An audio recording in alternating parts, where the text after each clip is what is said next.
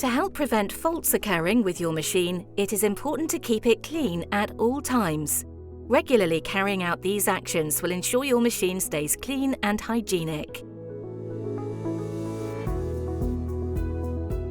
1. Clean the external unit cabinet with mild detergent at least once a week.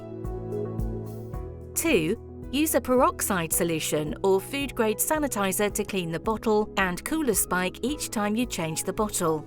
This solution can also be used to clean the tap outlets on a daily basis. 3. Empty the drip tray as required, cleaning it daily. 4. Hoover or brush the condenser coil on the back of the unit to ensure the unit can stay cool. If these steps do not resolve the issue, please complete our service request form on our website and one of our water experts will be in touch.